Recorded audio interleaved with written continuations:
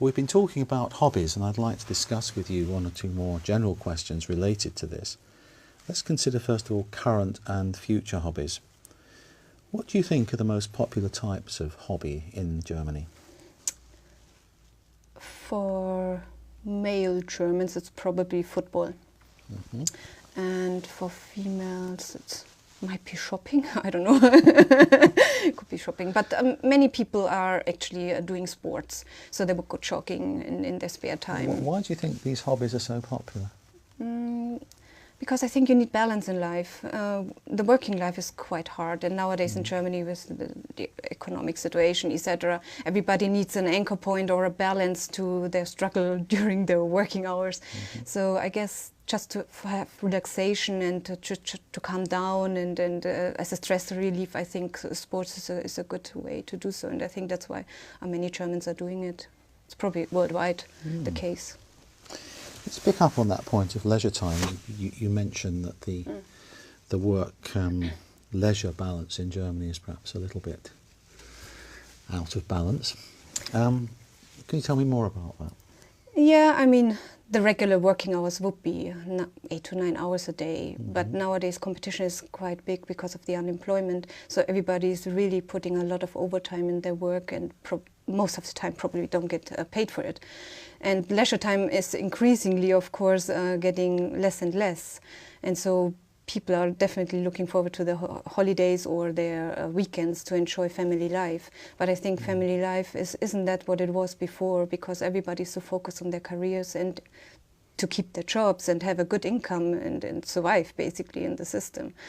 So, do you think this will continue in the future? Well, probably in the next 10 years till the economy again is picking up and our social welfare system is getting better again, because it was quite good years ago. But the last 10 years, I would say, it really declined a bit.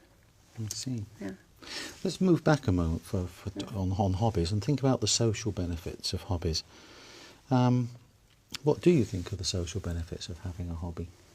Well, it's depending on what your hobby is. If you would, for example, do a hobby where you don't meet anybody, if you are hiking or climbing alone, there's not a big social factor in that, I would say. But if you do it in a community, like, for example, soccer or rugby or whatever, then you, in a way, share time with people and have the opportunity to get to know each other better and closer and exchange ideas and opinions. So I think for that reason, a hobby is very, very important, because usually you find there people who are not at your working environment.